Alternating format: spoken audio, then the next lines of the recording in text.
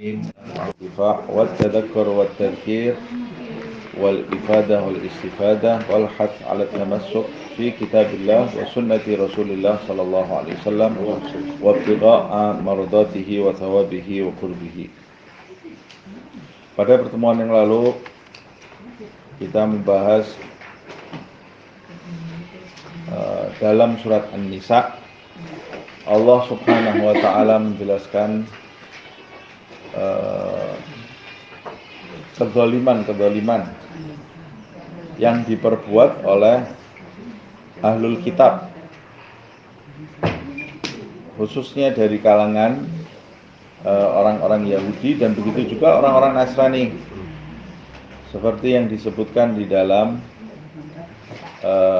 ayat dari mulai 153 itu ya. Faqalu arinallah jahratan. Mereka minta kepada Nabi Musa agar menampakkan Allah secara nyata. Akibat dari itu fa'akhadhathumus sa'iqah bidzulmihim. Ada halilintar yang menyambar mereka sampai mereka kemudian wafat semuanya, lalu dihidupkan lagi oleh Allah Subhanahu wa taala. Setelah itu kezaliman berikutnya tsummattakhadul ijla, menjadikan patung sapi sebagai sesembahan mereka. Min ba'di ma ja'at humul bayyinat, setelah bukti yang nyata itu datang kepada mereka. Fa'afauna an dzalik, lalu dimaafkan lagi oleh Allah Subhanahu wa taala. Kemudian kezaliman berikutnya, mereka tidak mau melaksanakan isi Taurat, sehingga Allah Subhanahu wa taala mengangkat gunung Tursina itu ke atas mereka untuk membuat janji karena pembangkangan mereka. Farafa'na fawqahumut tur bimitsaqihim. Kezaliman berikutnya ketika diperintahkan oleh Allah Subhanahu wa taala, qulna lahum udkhulul baba sujjadan, masuk ke pintu di salah satu kota di Palestina itu, masuk dalam keadaan sujud. Wa qulu hittatun, perintah di ayat yang lain disebutkan masuk dalam keadaan sujud dan ucapkan hittah. Hittah artinya minta ampun, ya Allah, letakkan dosa-dosa kami ya Allah. Fabaddalal ladzina dzalamu qawlan ghaira qila lahum. Dalam ayat surat Al-Baqarah dijelaskan orang-orang yang zalim di antara mereka mengganti ucapan hittah itu dengan yang tidak disampaikan kepada mereka, yaitu dalam tafsir disebutkan menggantinya, di dalam ayat yang lain juga disebutkan menggantinya dengan hintah. Hintah artinya gandum, karena mereka memang mempermainkan ayat-ayat Allah Subhanahu wa taala. Kemudian kezaliman yang lain, la ta'du fis sabti, jangan melampaui batas hari Sabtu, yaitu di hari Sabtu mereka tidak boleh kerja, tapi ternyata di hari Sabtu mereka melanggar janji bekerja, sehingga sebagian dari mereka itu dikutuk oleh Allah Subhanahu wa taala menjadi qiradatan khasiin, dirubah bentuknya menjadi monyet yang hina. Dalam ayat yang lain qiradatan wa khanazira, monyet dan babi dirubah bentuknya oleh Allah Subhanahu wa taala. Dan kejahatan yang lain, mereka ini membunuh nabi-nabi. Di antaranya nabi yang mereka bunuh adalah Nabi Yahya, Nabi Zakaria.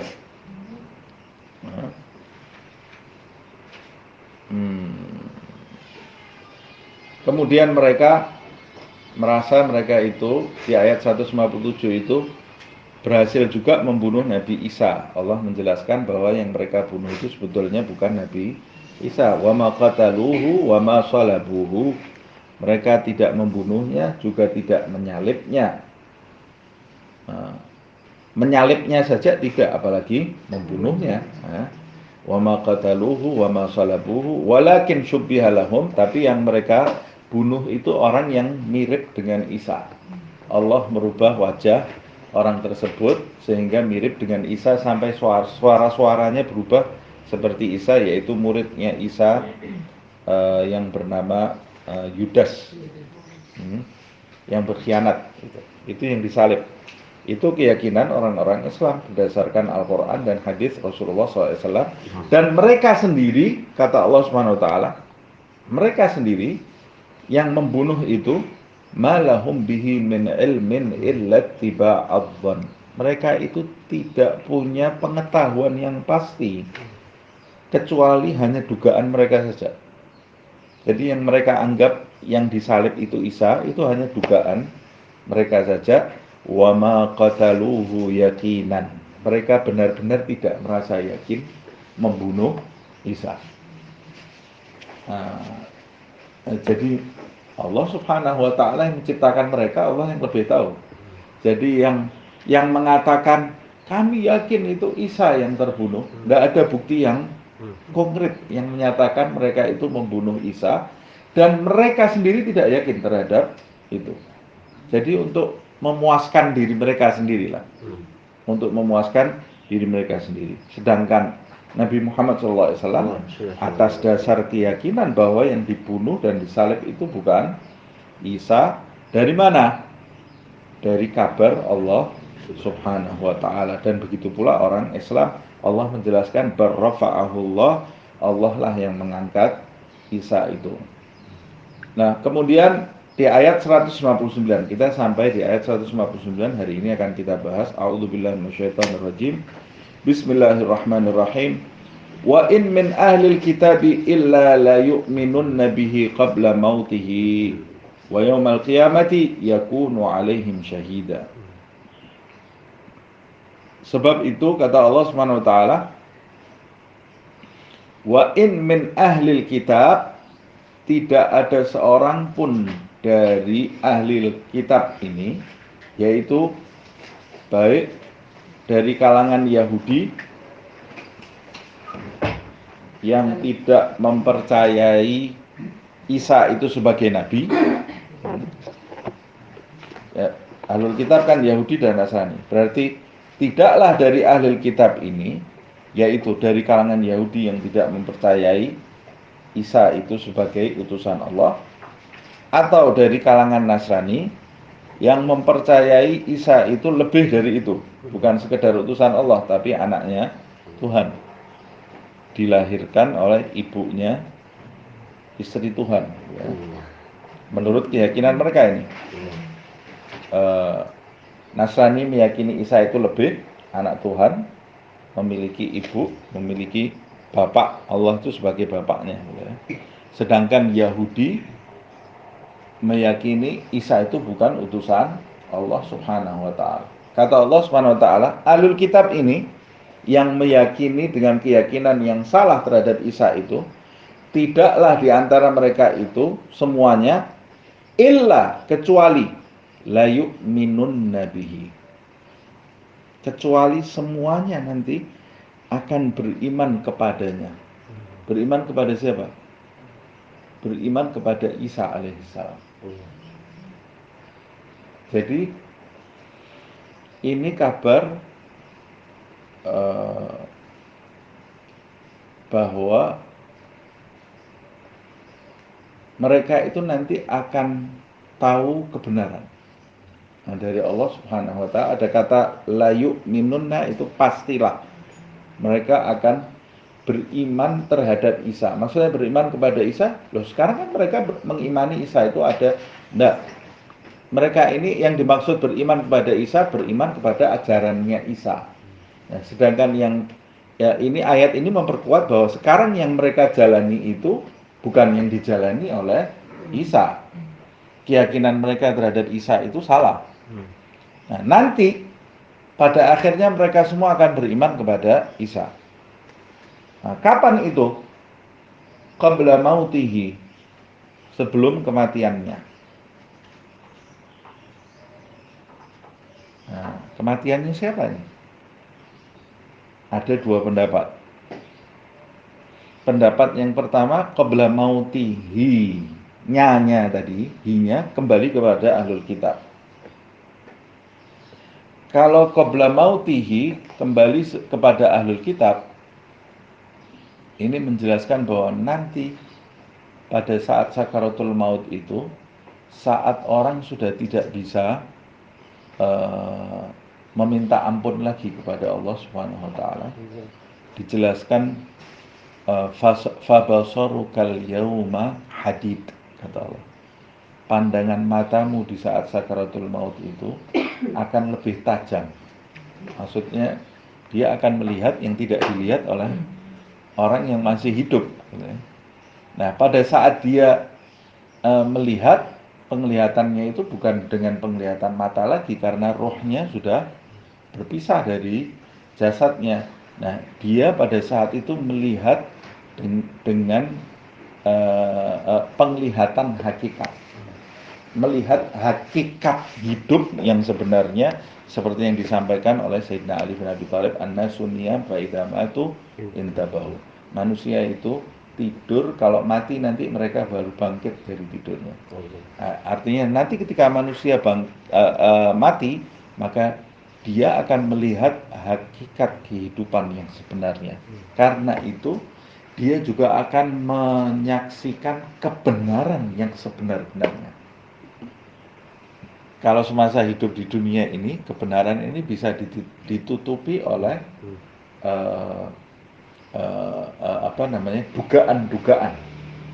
dugaan-dugaan, baik faktor eksternal atau internal dari dirinya sendiri. Tapi nanti ketika kematian itu tiba, kebenaran itu akan gamblang sekali, sehingga pada saat itu mereka akan mengetahui ternyata yang mereka yakini selama ini salah.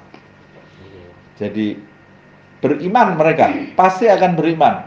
Kapan? Detik-detik sebelum matinya, yaitu pada saat sakaratul maut. Tidak ada kesempatan lagi. Setelah itu seperti Fir'aun gitu ya. Fir'aun itu ketika sudah tenggelam di laut, detik-detik akhir dia baru, kami beriman. Aku beriman kepada apa yang diimani Bani Israel. Tidak ada gunanya, kata Allah. Al-ana, sekarang baru kamu beriman, kemarin kemana-mana. Kemana kamu? Kenapa tidak kau gunakan akalmu, tidak kau gunakan, engkau tidak jujur terhadap dirimu sendiri. Engkau menganggap agama ini hanya sebagai identitas saja, padahal agama ini jalan keselamatan. Bukan saya Islam, kamu Nasrani, kamu Buddha, bukan identitas agama ini. Tapi agama ini jalan keselamatan.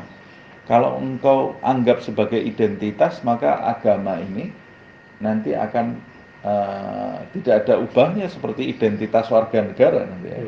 Orang merasa bangga sebagai orang Indonesia, sebagai orang Jawa, sebagai orang Sumatera, sebagai orang Sulawesi, namanya. Nanti Islam juga dijadikan seperti itu. Islam sudah cuma identitas saja, tapi tidak diyakini dengan benar. Orang Kristen juga menganggap Kristennya sebagai identitas saja. Nah, pada saat agama dijadikan sekedar sebagai identitas, maka tidak ada minat bagi pemeluknya untuk mendalami agama tadi dan menjadikan agama itu sebagai jalan keluar. Menjadikan pengikutnya nanti fanatik buta, dan itu tidak akan mengantarkan orang tersebut kepada jalan yang benar. Nah, ini tafsir yang pertama. Jadi tafsir yang pertama, nanti setiap ahlul kitab di detik-detik kematiannya akan mengimani Isa itu sebetulnya utusan Allah Subhanahu wa taala dan tidak memerintahkan pengikutnya untuk menyembah selain Allah. Penafsiran yang kedua, qabla mautihi, hi-nya kembali kepada Isa alaihissalam. Sebelum wafatnya Isa. Jadi sebelum wafatnya Isa, ahlul kitab itu pasti akan beriman kepada Isa dengan keimanan yang sebenarnya seperti yang diimani oleh Nabi Muhammad SAW dan pengikut Rasulullah SAW. Nah, kalau penafsiran kata gantinya itu dikembalikan kepada Isa, berarti ini bagi mereka yang berkeyakinan Isa itu sampai sekarang masih hidup. Nah, seperti keyakinan sekelompok ahlu sunnah wal jamaah yang meyakini bahwa Nabi Isa itu bal rafa'ahullah, diangkat oleh Allah Subhanahu wa ta'ala, diangkat jasad dan ruhnya dan belum dimatikan. dalam ayat disebutkan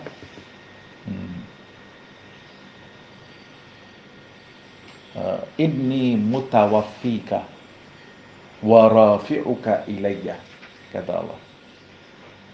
Ada wawunya, ada waw, inni mutawaffika wa rafi'uka ilayya. Allah berkata kepada Nabi Isa, aku nanti yang akan mematikan kamu, dan sekarang aku akan mengangkatmu. Artinya mati kamu bukan karena orang-orang Israel ini, nanti aku sendiri yang akan mematikan kamu. Nah, ini diyakini oleh mereka yang mengatakan Isa itu masih hidup. Barrafi'uka ilayya, bahkan aku akan mengangkat kamu, hai Isa, kepadaku. Dalam hadis dijelaskan Isa itu diangkat oleh Allah, roh dan jasadnya, dan diletakkan di langit ketiga. Sampai detik ini dia di langit ketiga. Jadi manusia yang paling panjang umurnya itu Isa alaihissalam. Jasadnya, ya, jasad dan rohnya diangkat oleh Allah Subhanahu wa Ta'ala. Makanya ada yang berpendapat apakah Isa itu termasuk sahabatnya Rasulullah. Sebab Nabi Isa itu, nabi-nabi waktu ketemu Rasulullah kan rohnya. Tapi Nabi Isa bertemu dengan Nabi Muhammad SAW, dia masih dalam keadaan hidup. Masih dalam keadaan hidup, roh dan jasadnya. Nah, sebagian ulama mengatakan, apakah Isa ini juga dikategorikan sahabat Nabi Muhammad SAW? Karena dia berjumpa dengan Rasulullah SAW di masa hidup Nabi, roh dan jasadnya. Nah, ada yang mengatakan, kalau mau disebut sahabat boleh, tapi kedudukan Rasul kan di atasnya sahabat. Jadi dia tidak perlu titel sebagai sahabat lagi, karena kedudukan Rasul dan Nabi itu di atas sahabat. Nah, ada pula yang mengatakan Isa itu bukan sahabat. Sebab syarat sahabat itu pertemuannya di bumi. Kalau ketemuannya di selain bumi itu bukan sahabat. Nah, jadi sahabat itu definisinya orang-orang yang hidup sezaman dengan Nabi, melihat Nabi atau dilihat Nabi. Karena ada yang buta, sahabat tidak bisa lihat Nabi, tapi Nabi melihat dia sezaman, gitu ya. Pernah ketemu, pernah bertemu itu kan belum tentu melihat, ada seruangan. Nah, sezaman dengan Nabi, bertemu dengan Nabi, melihat atau dilihat, gitu ya, bertemu itu ya, bertemu dengan Nabi.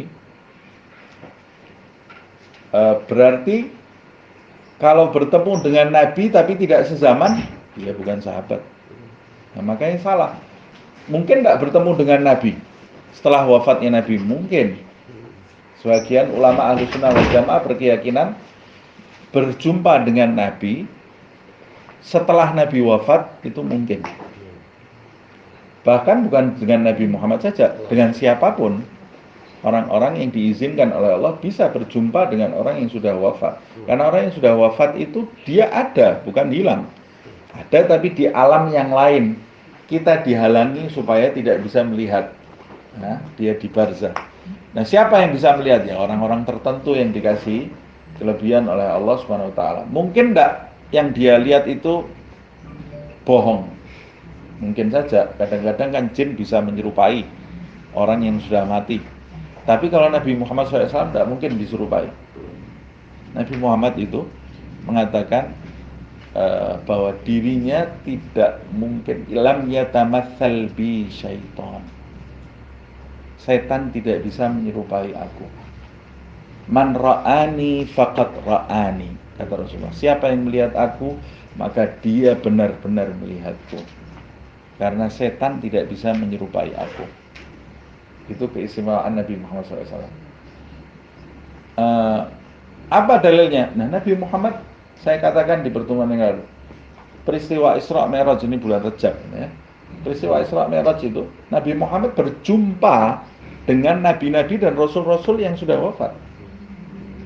Berjumpa Rasulullah, dan bukan cuma berjumpa, tapi berada dalam satu majelis sholat berjamaah. sholat berjamaah, Nabi Muhammad jadi imamnya. Komunikasi, bukan cuma komunikasi, sholat barengan ini ya. Berada di satu majelis, sholat bersama-sama. Maksudnya di surganya apa? Nah, di Baitul Maqdis. Jadi turun semua gitu. Iya, loh mereka kan belum ada yang masuk surga. Surga kan belum ada penghuninya. Turun ke Baitul Maqdis. Mereka orang yang sudah meninggal itu ada di antara kita. Di alam sini. Belum ada yang pindah kemana-mana ya di alam sini, tapi alam barzakh. Tingkat alamnya lebih di atas kita. Seperti jin. Jin itu di mana?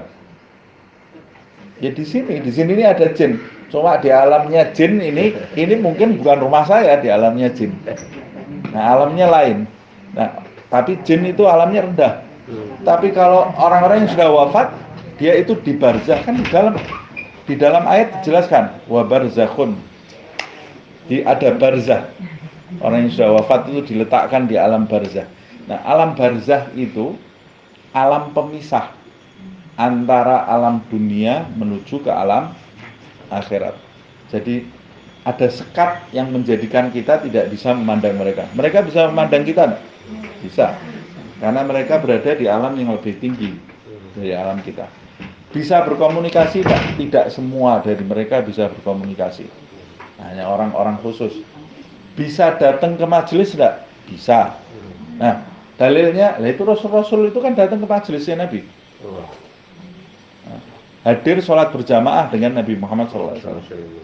Dalil yang lain, Ja'far At-Tayyar, salah satu sahabat, itu kan Rasul, ada orang yang mengatakan, itu kan Rasul. Yang bukan Rasul juga bisa. Dalilnya Ja'far bin Abi Thalib, sahabatnya Nabi Muhammad SAW. Wafat ketika diutus oleh Rasulullah SAW ke Mu'tah. Mu'tah itu ada di Yordania.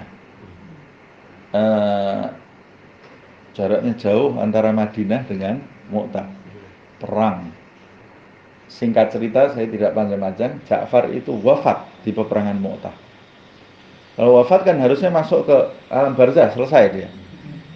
Tapi Nabi Muhammad SAW di Madinah, di masjid, sedang berceramah, tiba-tiba berhenti. Nabi itu menghentikan ceramahnya dan mengucapkan Alaikumussalam ya Ja'far. Salam bagimu hai Ja'far. Nah, sahabat heran semua, ya Rasulullah, Ja'far di Mu'tah, di Yordania, ini kita kan di Madinah. Kok kamu sekarang mengucapkan salam untuk Ja'far? Kata Nabi Muhammad SAW, ini sekarang Ja'far ada di hadapanku, di belakangnya ada ribuan malaikat Allah Subhanahu wa ta'ala. Berarti bisa mampir enggak dia? Lah kok dia mampir dulu ke Rasulullah? Ya karena cintanya dia kepada Nabi Muhammad SAW. Ini berarti menunjukkan arwahnya orang-orang soleh itu gentayangan. Arwahnya orang bunuh diri tidak bisa gentayangan. Nah ini sekarang kan dibalik ini, yang gentayangan arwahnya orang bunuh diri, orang yang mati kesepian, mati menderita, itu malah justru tidak bisa kemana-mana. Jadi jangan takut, ini ada rumah ini ada orang gantung, nanti orangnya kesini lagi ya, tidak mungkin bisa. Karena arwahnya orang yang buruk itu yang disebutkan di dalam Al-Quran fi sijjin. Sijjin itu artinya apa? Penjara. Bahasa Arabnya penjara itu sijjin. Jadi dia tidak bisa kemana-mana. Yang gentayangan arwahnya siapa? Arwahnya Nabi, arwahnya Rasul, arwahnya orang soleh. Dia bisa punya kelebihan, dikasih kelebihan oleh Allah Subhanahu wa ta'ala, bisa datang ke majelis, bisa datang ke tempat-tempat yang dulu ketika dia waktu hidup sering dia datangi, tempat-tempat yang khair. Kalau ada yang gentayangan itu jin kali gitu. Jin. Nggak, pantesan itu kayak saya tuh suka ngomong gitu loh, itu ada ayah di situ, ada ibu di situ. Kadang-kadang saya jadi bingung kok. Nah, makanya sekarang begini ya. Kalau lagi kajian gitu. Kita tidak perlu percaya. Kita boleh percaya, boleh tidak. Kalau zaman sekarang ini ada orang yang mengaku saya bisa lihat Nabi. Boleh percaya, boleh tidak. Tapi harusnya orang yang bisa melihat hal-hal seperti itu ada ciri-cirinya. Tidak semua orang. Tapi kalau keyakinan orang bisa berkomunikasi dengan orang yang sudah wafat, dikasih kelebihan oleh Allah. Bisa enggak? Itu kita harus yakin bisa. Tapi siapa orangnya? Nah, itu tidak semua orang. Nah, sebagian besar di zaman ini yang bohong lebih banyak daripada yang jujur. Tapi saya tidak menuduh siapa-siapa loh ya. Yang khayal lebih banyak. Saya tidak mau nyebut bohong lah. Kadang-kadang orang ini zaman sekarang ini suka menghayal. Kebanyakan lihat film. Banyak lihat film, banyak dengar dongeng, khayal, dia khayal. Ini sepertinya ada bapak saya di sini. Nah, lama-lama kalau khayal terus, lama-lama otaknya ini mengiyakan itu, terus dia mengatakan, saya kemarin berjumpa bapak saya. Padahal awal mulanya khayal, menghayal dia. Nah, sebetulnya bisa atau tidak? Bisa bagi orang-orang yang dikasih kelebihan oleh Allah SWT. Ini saya mau bahas apa kok sampai dari sini? Oh, Nabi Isa, ya. Sampai jalan-jalan gara-gara ditanya terus sama ibunya. Ya, enggak apa, tambah ilmu ya. Tadi saya mau menceritakan Nabi Isa. Oh, saya mau menceritakan termasuk sahabat atau bukan kan berjumpa. Nah, sahabat itu, makanya kalau ada orang, saya mau menjelaskan tadi, kalau ada orang zaman sekarang mengatakan, mana mungkin orang berjumpa dengan Nabi Muhammad SAW. Berarti sahabatnya Nabi itu jadi banyak. Setiap ucapannya, kalau dia cerita, saya tadi malam berjumpa dengan Nabi, hadis Nabi lagi. Wah, perlu ada Bukhari lagi, kan ada orang zaman sekarang seperti itu. Nah, ini orang tidak pernah belajar. Sebab definisi sahabat itu berjumpa dengan Nabi di zaman Nabi. Kalau ada seorang wali yang mengatakan, aku berjumpa dengan Nabi, kita boleh percaya, boleh tidak. Bisa atau tidak? Bisa. Tapi kalau ada seorang soleh, orang wali mengatakan, saya berjumpa dengan Nabi Muhammad SAW. Kemudian orang wali itu jadi sahabat. Ya enggak lah. Karena dia perjumpaan itu setelah zaman Nabi Muhammad SAW. Berjumpa dengan Nabi sezaman dalam keadaan Islam, wafat dalam keadaan Islam. Itu definisi sahabat. Nah, Isa ini bukan Nabi, menurut definisi ini.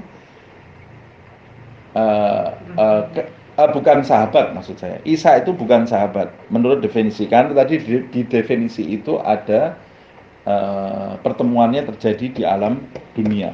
Karena pertemuan Isa dengan Nabi Muhammad SAW, walaupun jasad dan ruh tidak terjadi di alam dunia, di langit ketiga. Di langit ketiga. Nanti kata Rasulullah SAW, Isa itu akan diturunkan lagi oleh Allah Subhanahu wa Ta'ala, menurut sekelompok orang yang meyakini Isa itu akan turun dan nanti akan memimpin umatnya Nabi Muhammad SAW. Dalam hadis disebutkan nanti Isa itu akan mendapati para hawari. Hawari itu pengikutnya Isa. Nanti Isa akan berjumpa dengan hawari-hawari dari kalangan umatku. Nah, di dalam hadis disebutkan demikian. Nah, kalau kita termasuk mereka yang meyakini Isa itu nanti diturunkan, berarti ini menjelaskan qabla mautihi, nanti sebelum kematian Isa itu orang-orang Yahudi dan orang-orang Nasrani ini akan beriman kepada Nabi Muhammad SAW. Isa itu nanti akan menyampaikan kepada mereka kebenaran, dan mereka pasti akan meyakini karena Nabi Isa itu tidak sembarangan ya. Waktu turunnya saja turun dari langit, dilihat oleh sekelompok orang. Mungkin kalau ada HP di zaman itu sudah viral kemana-mana ya. Turun di salah satu desa di Yordania itu dalam keadaan rambutnya itu meneteskan air, basah dengan air. Nah, kita tidak akan bahas itu panjang-panjang ya. Kemudian kita lanjutkan. Illa la yu'minun nabihi qabla mautihi ya. Wa yaumal qiyamati, dan di hari kiamat nanti, hari kebangkitan ini ya, yakunu alaihim syahida. nanti di hari kiamat dia, siapa dianya? Isa. Kalau ini jelas Isa ya. Dia Isa akan menjadi saksi ke atas mereka. Ke atas mereka siapa? Coba ke atas ahlul kitab ini. Siapa yang merubah ajaran Isa? Isa ini nanti akan jadi saksi. Ini salah ya Allah. Saya tidak pernah mengajarkan kepada mereka ini. Dan itu diperkuat di akhir surat Al-Maidah gitu ya. Apa itu akhir surat Al-Maidah? Coba ada yang bisa buka.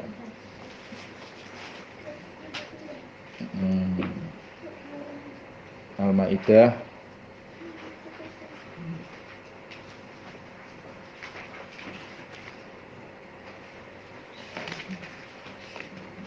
Allah berfirman, ya ini ya. Wa ilqala Allahu ya Isa ibn Maryam. Lihat ini.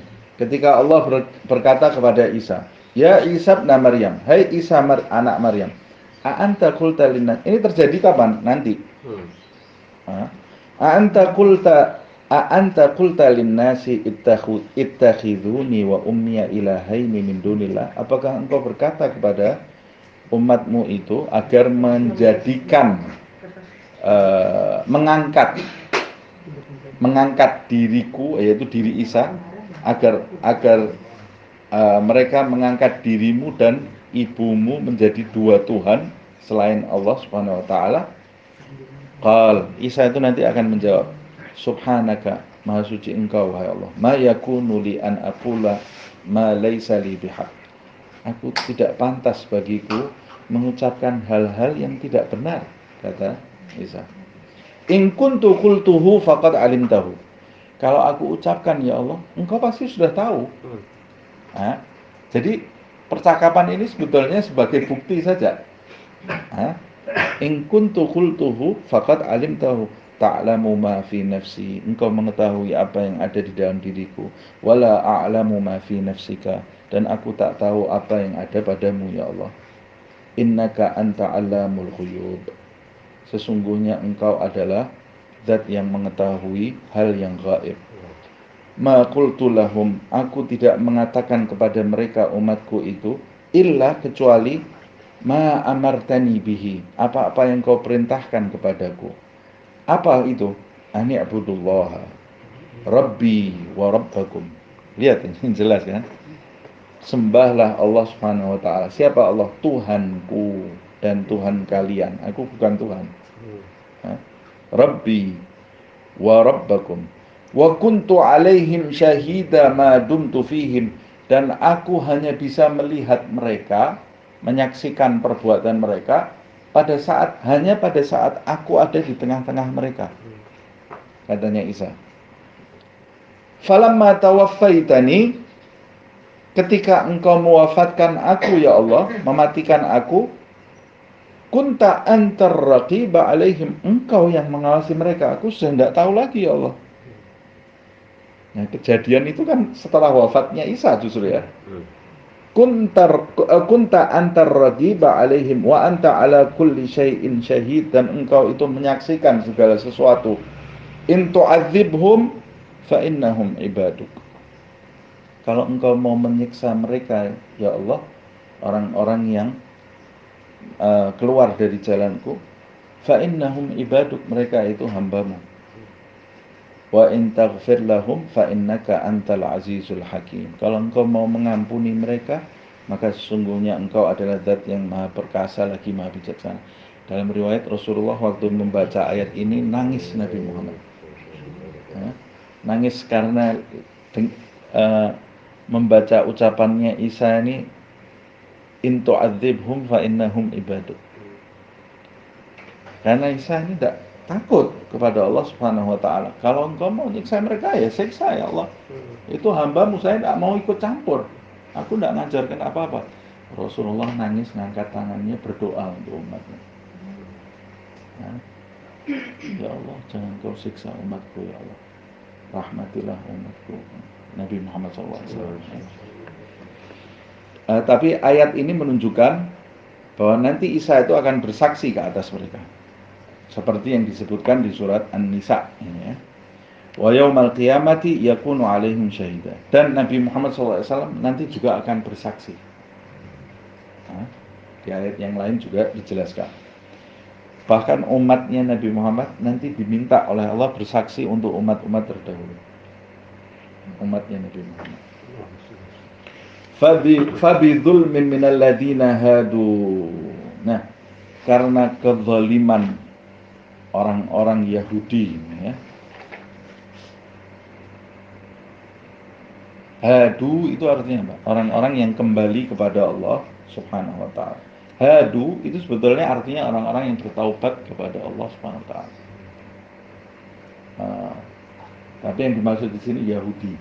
Tapi Allah Subhanahu wa taala menyebut hadu itu menegaskan mereka itu sebetulnya sudah kembali kepadaku, taubat, janji tidak mengulangi berbuat zalim lagi.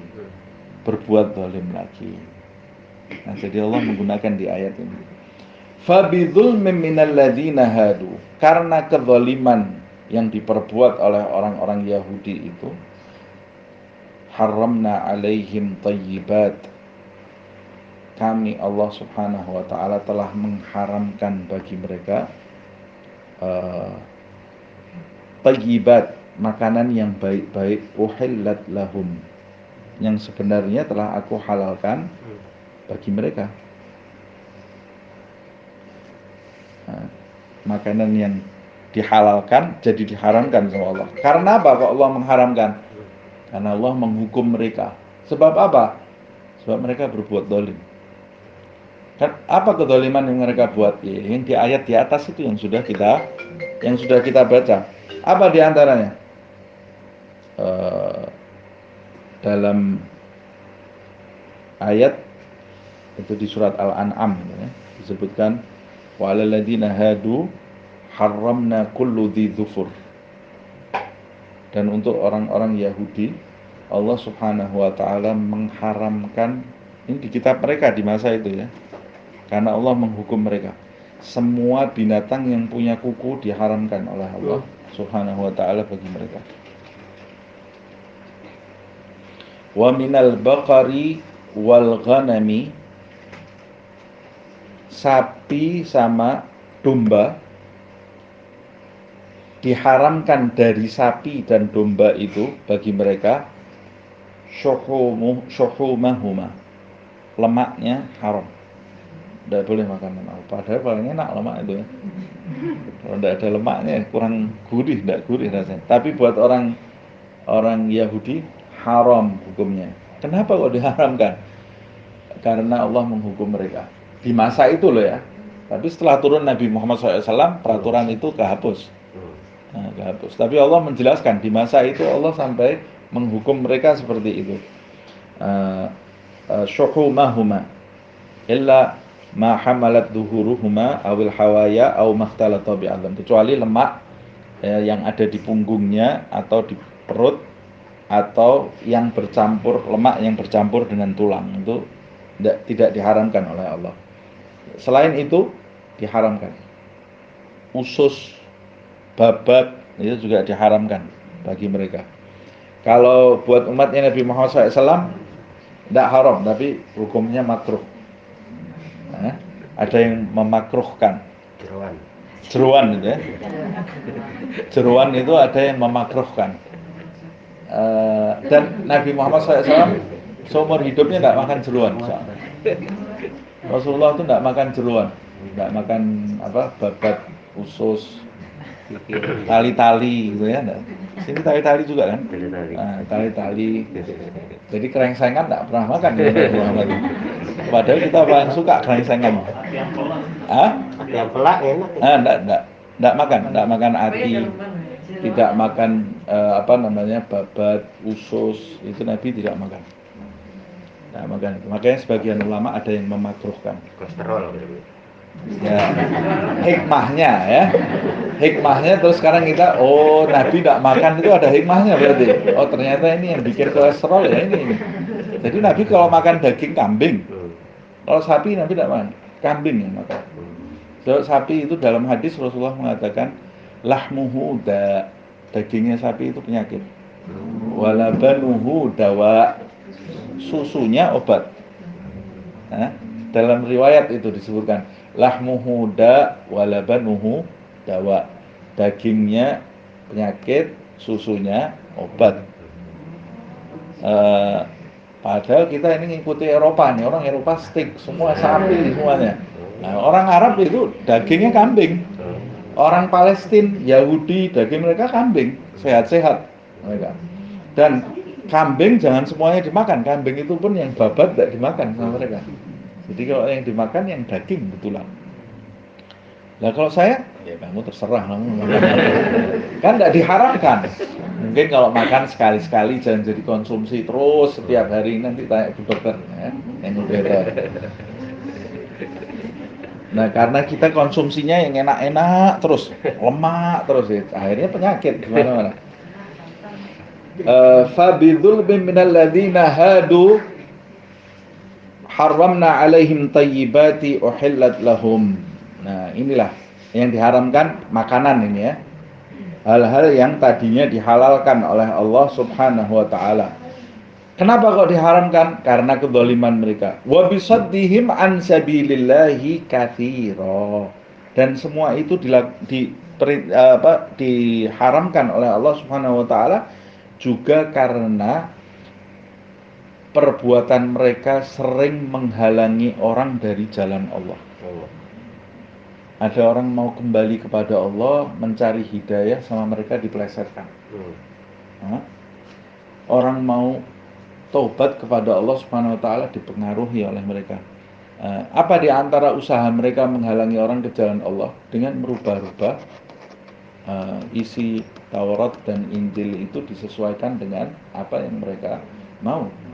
Kemudian mempengaruhi orang untuk tidak beriman kepada Allah Subhanahu wa taala dengan iman yang benar. Dengan iman yang benar. Nah, sejarah mereka akan panjang kalau kita bahas. Makanya Yahudi, Nasrani, Islam itu punya sejarah yang tidak pernah ketemu terus, gitu ya. Tidak pernah ketemu terus, akan selalu berseberangan. Tapi ya kita diperintahkan juga untuk hidup rukun, tidak saling menyakiti yang satu dengan yang lain. Dan kita dilarang mengikuti mereka.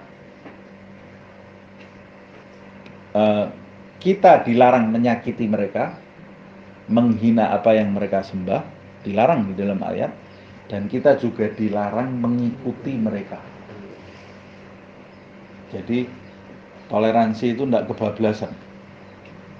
Tidak boleh kebablasan. Oh, kita tidak boleh menyakiti orang di non-muslim, tidak boleh kita menghina Tuhan mereka. Natalan kita ikut Natal, ini juga tidak boleh.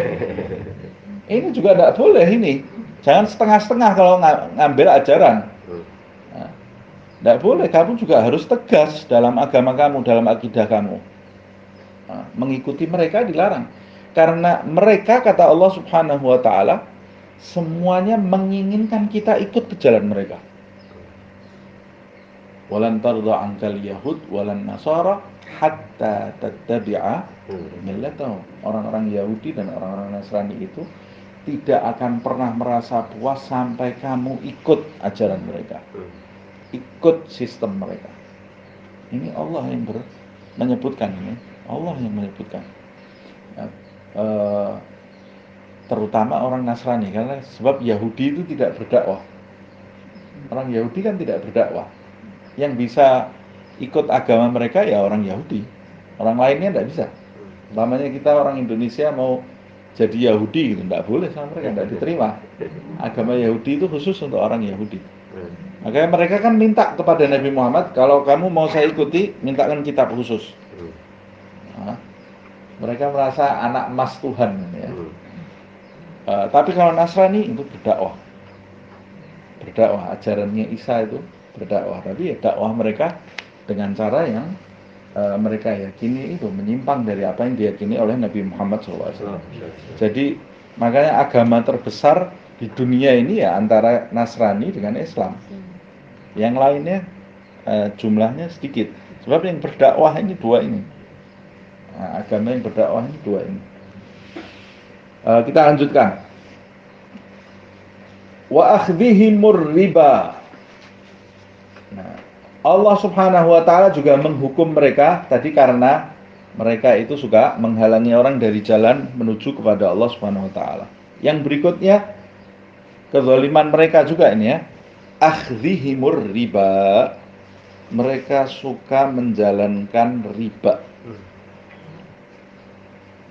Nah, riba itu pengertiannya eh,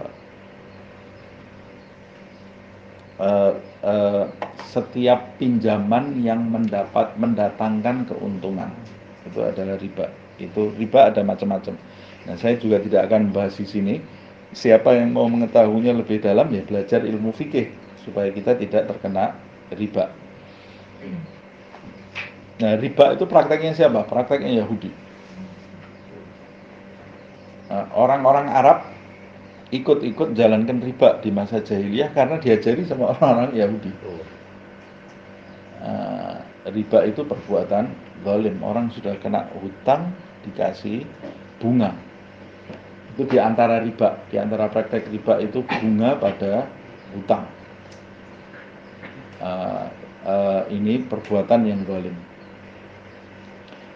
Praktek riba ini, perbuatan mereka melakukan riba waqad nuhu anhu, dan padahal mereka telah dilarang berbuat riba.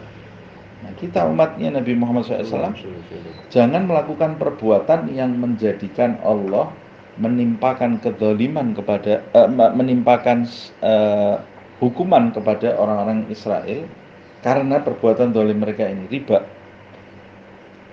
Karena perbuatan riba Allah menimpakan hukuman kepada Bani Israel. Kita juga jangan ikut-ikutan perbuatan ini. Jangan-jangan kalau kita melakukan ini nanti Allah menimpakan hukuman kepada kita. Walaupun hukumannya kan nggak mungkin merubah syariat. Syariat ini sudah paten sampai kiamat seperti ini, tidak berubah lagi. Tapi hukumannya nanti dalam bentuk yang lain. Di antaranya Allah akan membinasakan harta riba. Itu disebutkan di dalam ayat. Yamhaqullahu riba. Allah akan menghancurkan, membinasakan harta riba. Menghancurkannya gimana? Bisa bentuknya macam-macam. Bisa pailit. Bisa menjadikan harta itu tidak bermanfaat. Bisa menjadikan harta itu nanti timbul penyakit di mana-mana. Bisa penyakitnya penyakit fisik, bisa penyakitnya penyakit keluarga, bisa macam-macam nanti. Naudzubillah min dzalik.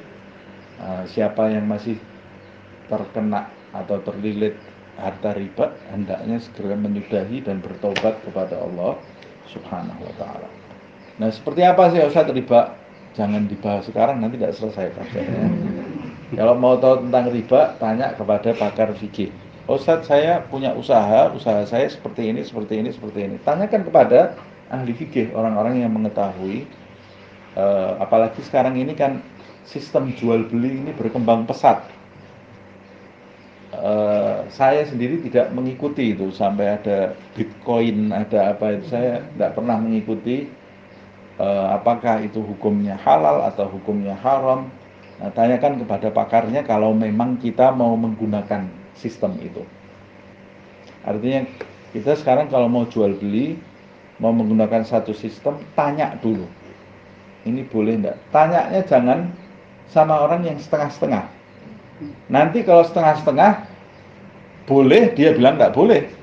Padahal boleh. Atau yang tadinya enggak boleh, dia bilang boleh.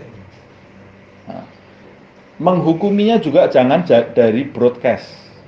Oh, ada broadcast, ternyata hukumnya melakukan ini haram. Maka kalau mau serius melakukan itu dan ingin selamat, jangan mengambil ilmu dari broadcast. Broadcast ini tidak bisa dipertanggungjawabkan. Loh, ini ada tulisannya kok, Ustadz cum laude lulusan Mesir Al-Azhar namanya. Betul enggak itu? Bisa kamu yakini betul enggak? Sekarang kan banyak Fulan bin Fulan mengatakan ini. Ternyata orangnya setelah dikonfirmasi, enggak, saya enggak bilang itu. Videonya ada loh padahal ya. Ini videonya ada. Atau kadang-kadang videonya dipotong, seakan-akan orangnya ingin mengucapkan sesuatu, menuju sesuatu, videonya dipotong, judulnya diarahkan. Orang melihat video itu, ajar ini orangnya. Orangnya waktu ditanya, kamu betul mengucapkannya? Betul, tapi maksudnya bukan seperti yang ada di judul. Nah ini zaman fitnah sekarang ini. Apa-apa harus konfirmasi. Kalau cari ilmu juga harus dari asalnya. Yang jelas. Jangan cari ilmu dari awang-awang. Nanti kita dalam melakukannya juga tidak jelas kita ini selamat apa enggak. Nah, terutama dalam masalah uang. Sebab harta halal itu syarat yang paling pokok untuk diijabahinya doa. Harta halal. Orang kalau kemasukan harta haram, doanya tidak mungkin diijabahi. Nah, seperti yang disebutkan di dalam hadits, Rasul mengatakan ada seorang laki-laki Ash'ath akbar yutilus safar, Ash'ath akbar, dalam perjalanan jauh, rambutnya acak-acakan, wajahnya berdebu, artinya dia dalam kondisi darurat. Orang kalau dalam kondisi darurat angkat tangan pasti dikabulkan kan. Dia angkat tangan, ya Rob, ya Rob, ya Rob, minta kepada Allah, ya Allah, ya Tuhan, ya Tuhan. Tapi kata Rasulullah, wa mat'amuhu haram, dia makan makanannya haram, wa malbasuhu haram, pakaian yang dia kenakan pakaian haram, wa ghudhiya bil haram, dan asupannya, mata pencahariannya yang masuk ke rekening dia itu dari sesuatu yang haram. Kata Rasul, fa'anna yustajabalahu, bagaimana doanya akan diijabahi. Nah, ulama kemudian menyimpulkan salah satu syarat paling mendasar diijabahinya doa kita adalah makanan halal.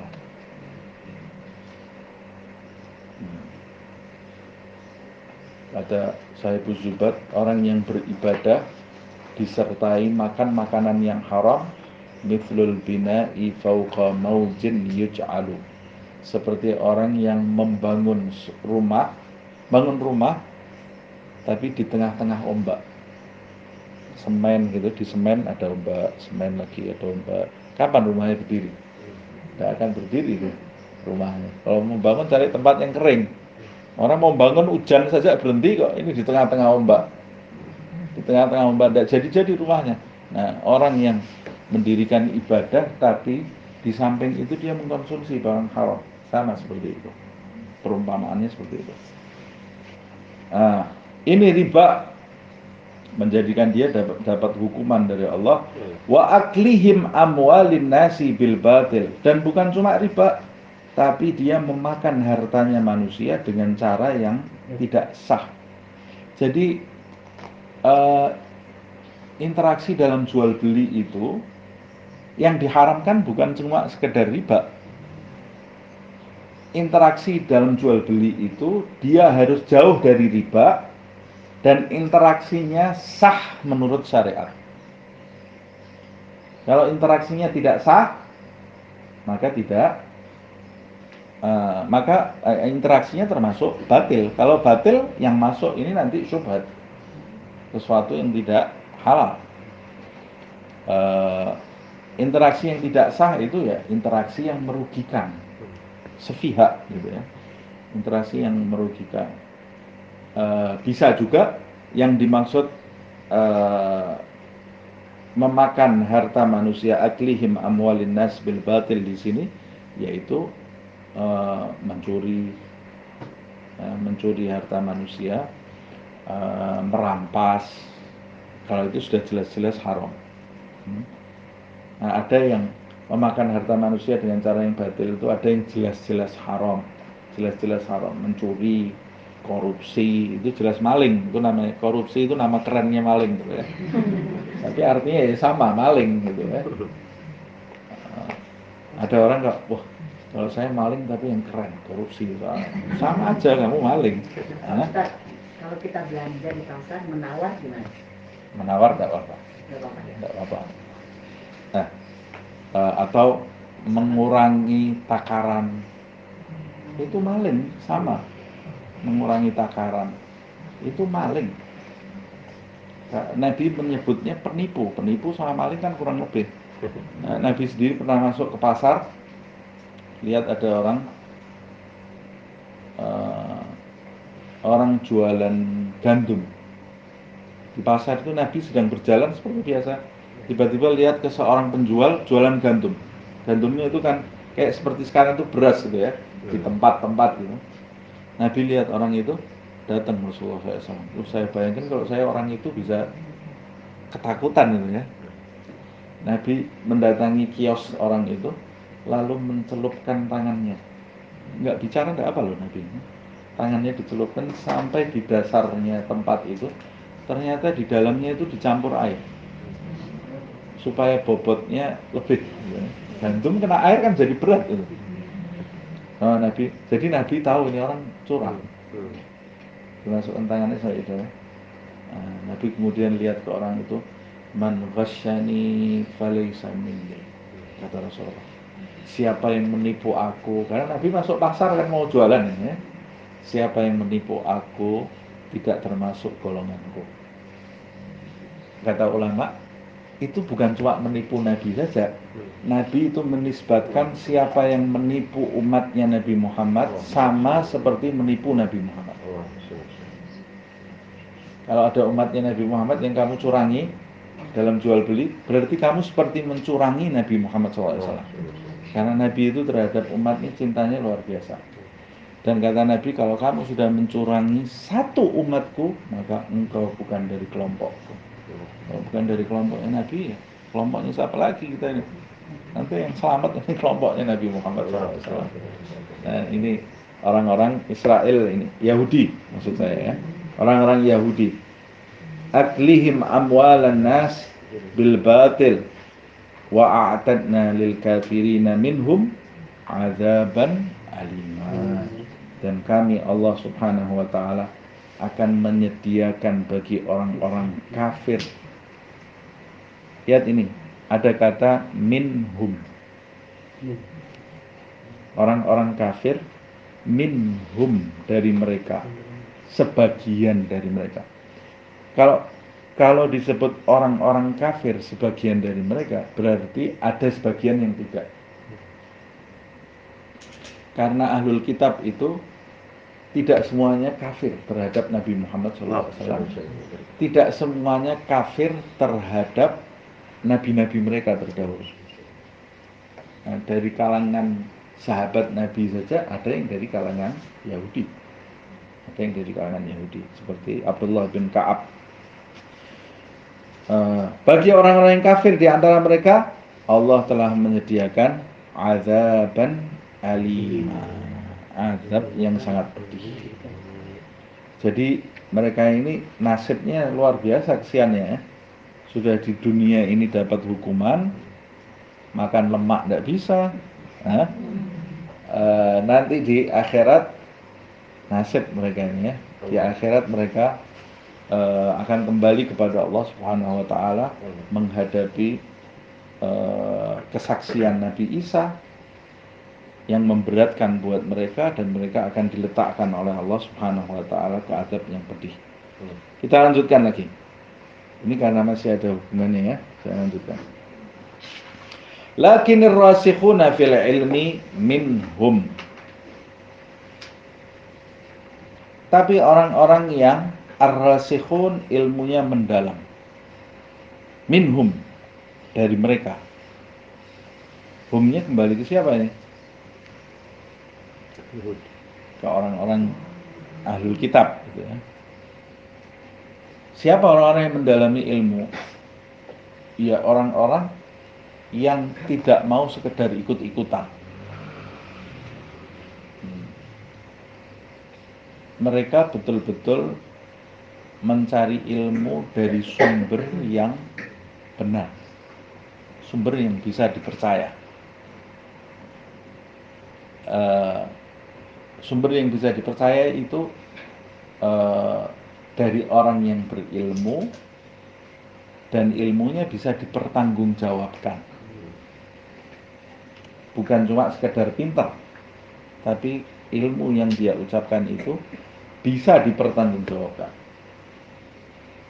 Fitnah itu akan timbul ketika banyak manusia menyampaikan pesan dan apa yang dia sampaikan itu tidak bisa dipertanggungjawabkan. Karena penyampai pesannya bisa jadi hanya berasumsi terhadap pesan yang disampaikan, atau penyampai pesannya tidak mendapatkan pesan dari sumber yang otentik. Nah, itu yang terjadi di masa sekarang ini. Yang menyampaikan pesan Nabi Muhammad SAW kepada umat sebagian besar uh, tidak mengambil sesuatu dari sumber yang benar, dari sumber yang otentik. Makanya dengan segala hormat, saya tidak mengarahkan ucapan saya ini kepada siapapun ya. Tapi ya, fakta yang terjadi, orang komedian, pelawak, karena baik, orang soleh dan punya follower banyak, baik, bagus dia sebetulnya bisa jadi panutan. Tapi tiba-tiba karena digandrungi banyak orang, lambat laun dia berdiri di mimbar ceramah mengajarkan suatu ilmu yang dia tidak pernah mendalami ilmu tersebut dari sumbernya. Jadi belajarnya ya buka-buka, gurunya dia Mbah Google itu ya. Tapi tidak semua loh nih ya, tidak semuanya seperti itu. Nah kemudian dia menyampaikan yang menurut dia benar, dia sampaikan, tapi menurut akalnya dia benar.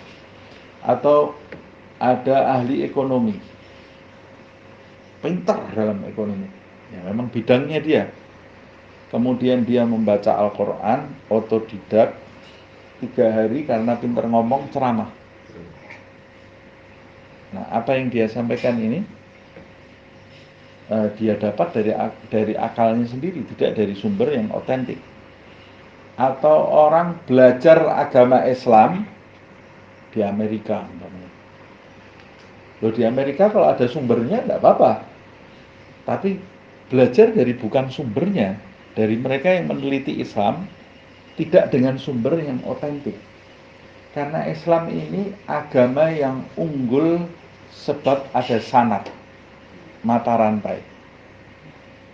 Islam ini sampai detik ini otentik karena di dalam Islam ini punya sanad atau mata rantai pembelajaran. Nah itu yang mau diputus oleh orang-orang non-muslim supaya generasi-generasi yang nanti yang akan datang sudah tidak punya sangkut paut lagi dalam pembelajaran. Sampai kitab-kitab yang dulunya otentik banyak dihapus-hapus, diganti, disesuaikan dengan akalnya. Target mereka nanti di masa yang akan datang, kitab yang otentik ini sudah tidak ada lagi. Nah kalau kita memutus sanad dalam pembelajaran ini, artinya kita kalau mau belajar, ya harus tahu ini guru kita ini belajar dari guru, gurunya dari guru yang pemahamannya tidak menyimpang. Ini sering saya ulang-ulang, sebab ini sangat penting. Karena pembelajaran yang tidak benar ini, kemudian di mana-mana terjadi fitnah. Semua orang menafsirkan Al-Quran. Nafsirkannya dari akalnya sendiri. Loh, Ustaz pakai tafsir apa? Saya ini baca ayat, tapi saya baca tafsir loh ya. Nah, saya membaca tafsirnya. Tafsir yang muktabar, tafsir yang diikuti oleh banyak ulama. Nah sekarang ini orang menafsirkan Al-Quran seenaknya saja, sehingga timbul macam-macam pemahaman. Kadang-kadang pemahaman yang menyimpang, kadang-kadang yang dibahas sesuatu tidak penting, dibahas sampai dalam jadi polemik, perdebatan. Seperti umpamanya manusia yang pertama itu apa betul Adam atau bukan? Terus kalau bukan Adam kamu mau apa? Kalau Adam kamu mau apa? Apa pentingnya buat kamu? Pentingnya buat keyakinan kamu kepada Allah Subhanahu wa taala apa? Tidak ada pentingnya sama sekali. Tidak penting. Tapi kadang-kadang ada orang membahas itu seakan-akan, wah Islam saya ini luar biasa. Tidak ada hubungannya sama perjalanan kamu menuju kepada Allah Subhanahu Wa Taala, dan itu menimbulkan fitnah. Atau membahas manusia yang pertama itu perempuan apa laki. Tidak penting sama sekali keyakinan itu. Kalau kamu mau menuruti kebanyakan ulama, ya laki. Mau menuruti pendapat kebanyakan ulama, ya manusia pertama itu Adam. Oh, tapi ada loh yang bilang ternyata sebelum Adam itu Allah sudah menciptakan dunia seperti dunia ini. Oh, itu tidak penting. Atau membahas ternyata bumi itu ada 7. Banyak nonton Marvel. Bumi itu ada 7. Ini ada orang-orang ini yang sama seperti kita, tapi di bumi kedua, bumi ketiga itu nanti sifat-sifatnya beda. Kamu kebanyakan ke bioskop kan? Ini tapi ada ayat Al-Qur'annya. Di ayat Al-Qur'an itu ada wal aradun was samawat. Ada satu ayat Allah biasanya al-ard was samawat. Allah menciptakan langit bentuk mufrad was samawat bentuk jamak. Tapi ternyata ada ayat aradin was samawat. Satu ayat di dalam Al-Qur'an menciptakan bumi dan langit-langit. Nah, dari ayat ini kemudian timbul asumsi rawahu Marvel. Bahwa ternyata bumi itu ternyata ada. Mungkin enggak Ustaz? Mungkin saja. Cuma manfaatnya kamu mendalami ini apa? Buang waktu kamu, enggak ada gunanya kamu mendalami ini. Padahal usia kamu itu semakin bertambah, ada ilmu yang prioritas yang kamu tinggalkan karena kamu suka dengan hal-hal yang seperti ini. Suka ngulik hal-hal yang tidak ada manfaatnya malah. Hal-hal yang bermanfaat kamu tinggalkan. Hal-hal yang kamu perlukan untuk menambah keyakinan kamu kepada Allah Subhanahu wa Ta'ala itu harusnya kamu kejar sekarang. Kalau kamu sudah dapat semua itu, terus kamu mau mendalami masalah ini, ya silahkan. Nah, masyarakat awam ini sekarang disibukkan dengan hal-hal yang tidak penting itu. Adam pertama atau bukan, atau nanti bermacam-macam hal-hal yang tidak penting. Kalau kita tanya rukun wudhu berapa? Tidak tahu. Yang membatalkan wudhu apa? Apa ya? Saya tidak tahu yang membatalkan wudhu. Sifat wajib Allah ada berapa? Tidak tahu. Nabi Muhammad anaknya berapa? Tidak tahu. Kalau kita tanya, kok kamu tidak tahu? Ya, itu kan tidak penting itu. Mereka menganggap itu tidak penting. Padahal itu yang prioritas. Itu yang prioritas. Nah, kita jangan ikut-ikutan dalam sesuatu yang tidak ada manfaatnya. Kalau ada orang tanya kita, ada manusia pertama atau bukan? Kita tanya, manfaatnya buat kamu apa kalau mengetahui itu? Tidak ada manfaatnya loh. Nah, kamu sekarang saya tanya, kamu rukun wudhu sebutkan. Tidak tahu. Ini manfaat, kamu belajar. Nah, belajar ini sekarang. Daripada tanya Adam manusia pertama atau bukan, belajar ini. Itu urusannya Allah, bukan urusan kamu. Ilmu kita ini mentok, sudah. Tidak tahu kita. Yang kita ketahui di Al-Quran menurut penafsiran ulama yang muktabar, Adam itu manusia pertama. Loh, tapi ada loh yang menafsirkan Adam bukan yang pertama. Ya urusan dia dengan Allah. Urusannya dia dengan Allah, bukan urusan kita. Nah, ini di masa-masa terdahulu juga ada orang awam dan ada ar-rasikhuna fil ilmi minhum. Orang-orang yang dalam ilmunya di antara mereka. Wal mu'minuna, dan orang-orang yang beriman. Nah, ini ada yang menafsirkan al-mu'minuna ini sebagai penjelas dari ar-rasikhun. Jadi orang-orang yang mendalami ilmu itu adalah orang-orang yang beriman. Ada juga al-mu'minuna itu sekelompok lain selain ar-rasikhun. Jadi ada orang-orang ar-rasikhun wal mu'minun, ada orang-orang yang al-mu'minun tapi tidak mencapai derajat rasikhun.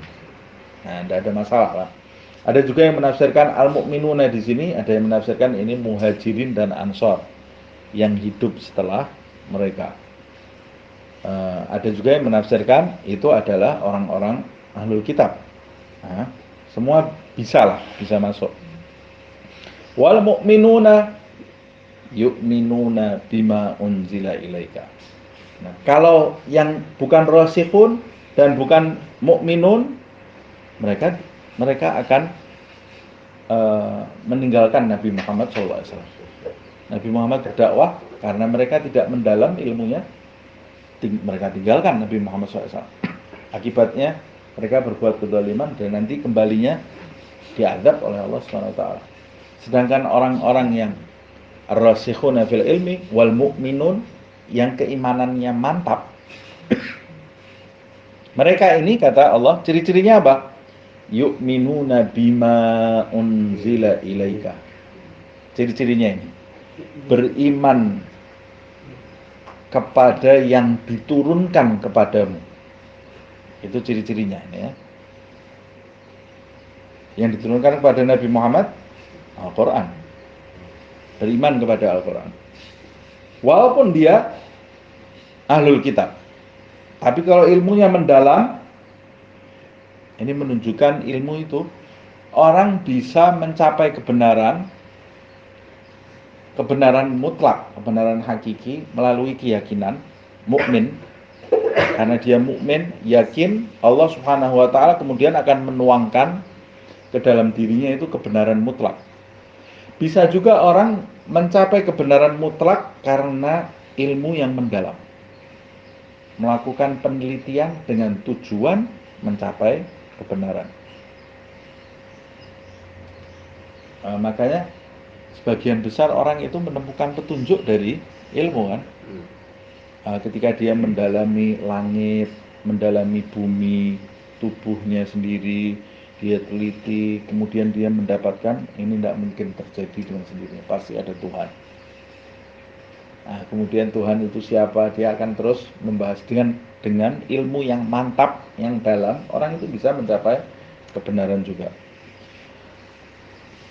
Nah, untuk mencapai kebenaran itu orang perlu keyakinan dan perlu ilmu yang mantap. Bima unzila ilaika, ciri-cirinya beriman kepada yang diturunkan kepadamu, hai Muhammad SAW, yaitu Al-Quran. Wa ma unzila min qablika, dan yang diturunkan, kitab-kitab yang diturunkan sebelum kamu, yaitu sebelum Nabi Muhammad SAW yang kita imani kan Zabur, Taurat, dan Injil. Tapi yang asli, bukan yang sudah dirubah-rubah. Wal muqiminas salata wal mu'tunaz zakata. Ciri-ciri berikutnya, mereka ini mendirikan sholat dan mengeluarkan zakat. Wal mu'minuna billahi wal yaumil akhir, dan beriman kepada Allah juga hari akhir. Nah, ini ada masalah sebenarnya. Nah, masalahnya di dalam ayat ini akan diketahui oleh mereka yang belajar ilmu nahwu. Nah, ilmu nahwu itu ilmu qawaid al-arabiyah, ilmu tata bahasa dalam bahasa Arab. Di dalam ayat ini ada yang tidak sesuai dengan ilmu qawaid, ilmu tata bahasa. Padahal ini kan ayat Al-Quran, bahasa Arab, harusnya sesuai. Nah, di ayat ini disebutkan ada satu bentuk yang berbeda dari yang lain, padahal ada wawu ataf namanya. Wawu ataf itu kata sambung. Dalam bahasa Arab, kalau ada kata sambung yang berarti dan, itu kalimat sesudah dan itu bentuknya harus sesuai dengan kalimat sebelumnya. Umpamanya saya mengatakan sebelumnya itu dalam bentuk feminin, maka yang kedua juga harus dan dalam bentuk feminin juga. Sebelumnya dalam bentuk mufrad, yang kedua harus bentuk mufrad. Sebelumnya dalam bentuk jamak mudzakkar salim, yang kedua maksud saya kalau sebelumnya, jadi ada di dalam bahasa Arab itu ada bermacam-macam bentuk, ada rafa, nasab, khafat, jazm namanya. Kalau yang sebelumnya rofa, setelah wawu harus rofa. Dan kalau ada wawu lagi bentuknya rofa, rofa, rofa, rofa. Gitu. Kalau nasab, nasab, nasab, nasab. Apa itu Ustaz? Ya belajar lah nanti kamu tahu. Ini saya cuma memberi contoh saja. Contohnya, kalau dalam jamak mudzakkar salim itu kalau rofa, ciri-ciri rofaknya dia dengan wawu, dengan huruf wawu nun. Contohnya muslimun, musyrikun. Kan bisa kita sering dengar musyrikun, ada musyrikin. Nah, ini yang betul musyrikun apa musyrikin? Itu bentuknya saja berubah. Itu gara-gara apa berubah? Karena nahu.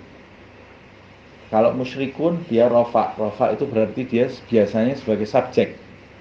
Kalau musyrikin biasanya dia sebagai objek. Dalam bahasa Arab, dhammah dan fathah itu bisa merubah arti. Dhammah dan fathah bisa merubah arti. Fathah itu salah satu ciri-ciri nasab. Biasanya dia sebagai maf'ul.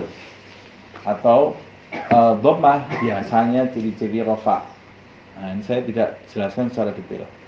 Nah, ini di sini yu'minuna itu fi'il mudhari rafa. Rafa dengan nun bima unzila ilaika wa ma unzila min qablika. Ini sebelumnya kan wal mu'minuna. Kemudian wal muqimina. Lihat ini. Bentuknya yang beda cuma ini aja. Wal muqiminas sholata. Ya nun kan? Sesudah itu apa? Wal mu'tunaz zakata. Wawu nun. Setelah itu wal mu'minuna, wawu nun lagi. Sebelumnya juga wawu nun. Yang beda cuma ini aja. Kalau dalam kaidah yang normal, ini tidak mungkin terjadi seperti ini. Tidak mungkin terjadi. Nah, kemudian ada orang-orang yang jahil dan jahat itu kan ada. Nah, mereka kemudian menggunakan ayat ini supaya kita tahu nih, orang di luar sana ini kan meneliti Al-Quran dengan tujuan menjatuhkan Al-Quran. Ada orang yang jahil mengatakan berarti Al-Quran itu sudah tidak otentik lagi. Nah, buktinya salah dalam kaidah. Masa kitab diturunkan Tuhan salah dalam kaidahnya? Padahal Tuhan kan menurunkan kitab itu sesuai dengan bahasa kaumnya. Bahasa kaumnya kaidahnya tidak seperti ini.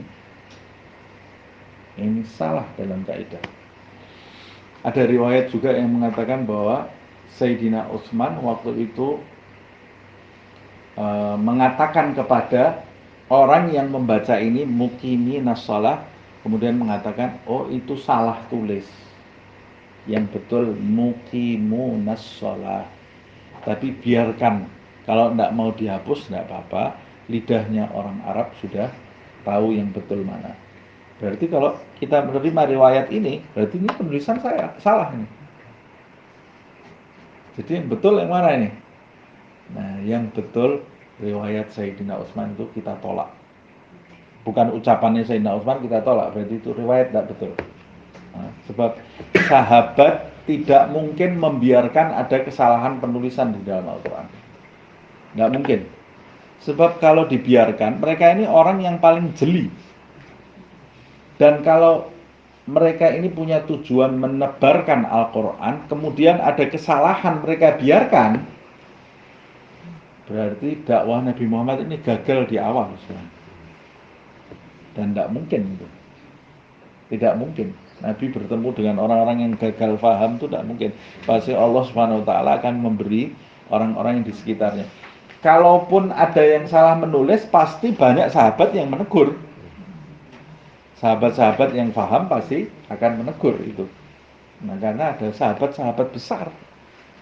Di antaranya 10 dari mereka jaminan surga, ini tidak main-main. Ada khulafa'ur rasyidin.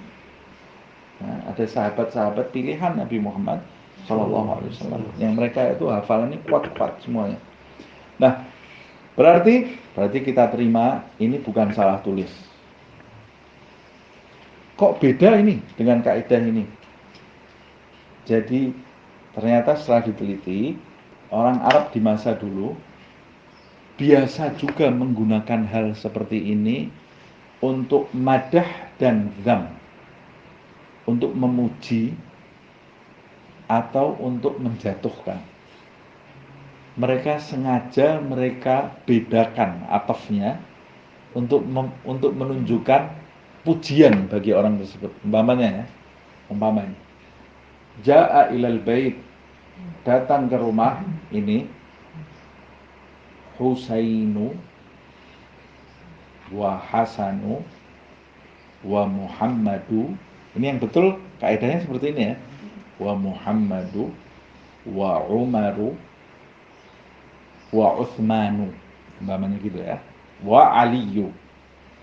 Tapi karena saya mau menunjukkan Muhammad ini beda dari yang lain, saya bisa menggunakannya Ja'a ilal bait Hasanu wa Husainu wa Aliyu wa Muhammadah wa Umaru. Muhammadnya saya bedakan ya. Orang kan pasti iltifat supaya orang, loh apa ini kok Muhammad? Nah ini mau tahu nih, Muhammad ini beda dari yang lain. Beda dari yang lain. Ternyata itu juga biasa digunakan untuk memuji atau untuk merendahkan orang supaya tahu orang bobrok ini tidak sama yang lain. Ini orang rusak ini. Nah, di ayat ini Allah yang dibedakan sama Allah apa? Wal muqiminas shalah. Berarti ini menunjukkan orang yang mendirikan sholat ini di mata Allah adalah orang yang mulianya luar biasa. Dan sholat itu merupakan ibadah yang paling utama. Jadi sebagian ahli tafsir menerjemahkan ini seperti ini.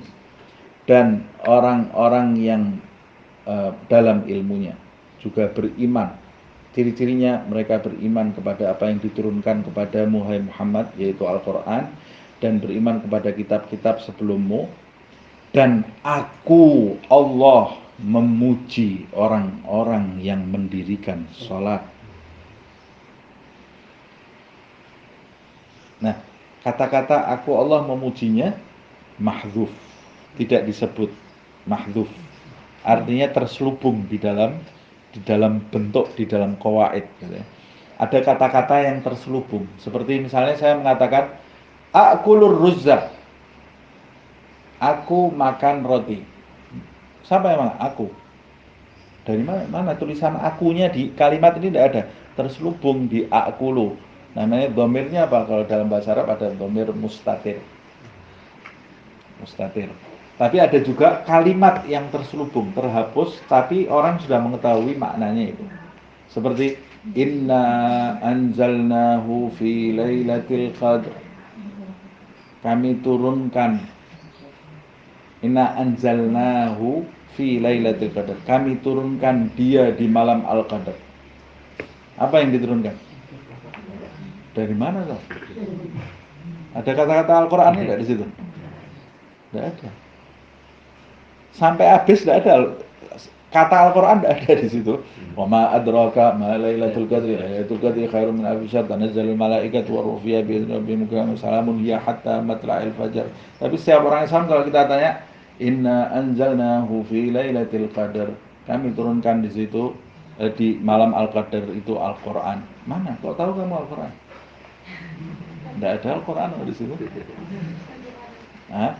Karena maklum, sudah diketahui bahwa yang diturunkan itu adalah Al-Quran. Seperti itu. Wal muqiminas shalah, dan orang-orang yang mendirikan salat. Wal mu'tunaz zakah, dan orang-orang yang memberikan zakat. Wal mu'minuna billahi wal yaumil akhir, dan orang-orang yang beriman kepada Allah juga hari akhir nanti. Ulaika, mereka itu, kalau yang di atas tadi a'tadna lil kafirina minhum azaban alima. Sedangkan yang di bawah ini kelompok lain dari ahlul kitab, juga dari sahabat Nabi, mereka itu kata Allah sanu'tihim ajran 'azimah, kami akan memberikan kepada mereka pahala yang sangat besar. Nah, ini ayat ini menutup pembahasan kita di siang hari ini. Insyaallah kita lanjutkan di pertemuan yang akan datang.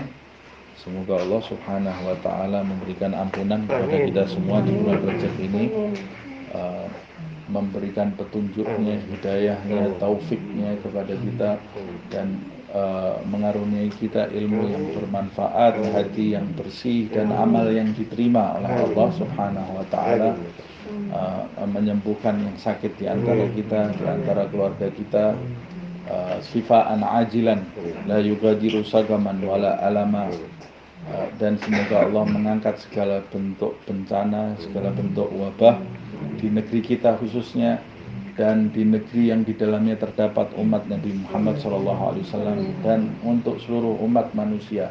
Semoga Allah Subhanahu wa taala memberikan petunjuk kepada kita semua, menjadikan kita, mengampuni dosa-dosa kita, memaafkan kesalahan kita, dan menjadikan kita termasuk umat Nabi Muhammad SAW yang sebenar-benarnya.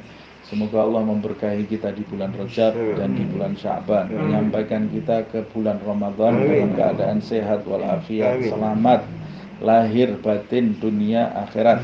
Begitu pula kedua orang tua kita, pasangan hidup kita, anak-anak kita, sahabat-sahabat kita, saudara-saudara kandung kita, keluarga mereka, keponakan-keponakan kita, sahabat-sahabat kita, tetangga-tetangga kita, seluruh umat Nabi Muhammad SAW, dijadikan Ramadan ini Ramadan yang terbaik seumur hidup kita, dan diberi istiqomah kita sampai wafat dalam keadaan yang terbaik, dalam keadaan diridhai oleh Allah Subhanahu wa taala.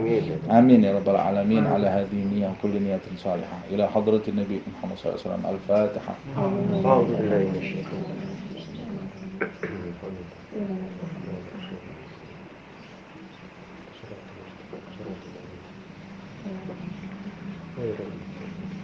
يا ربنا اعترفنا بأننا اقترفنا وأننا أسرفنا على لظى أشرفنا، فتب علينا توبة تغسل لكل حوبة، واستر لنا العورات وآمن الروعات، واغفر لوالدينا ربي ومولودينا والأهل والإخوان وسائر الخلان وكل ذي محبة أو جيرة أو صحبة والمسلمين أجمع. آمين. ربي اسمع فضلا وجودا منا لا باكتساب منا، للمصطفى الرسول نحظى بكل سول، للمصطفى الرسول نحظى بكل سول، للمصطفى الرسول نحظى بكل سول. صلى وسلم ربي عليه عد الحب وآله والصحب عدد طش الصحب، والحمد لله في البدء والتناهي. سبحانك اللهم وبحمدك أشهد أن لا إله إلا أنت أستغفرك وأتوب إليك. سبحان ربك رب العزة عما يصفون وسلام على المرسلين والحمد لله رب العالمين والعفو منكم.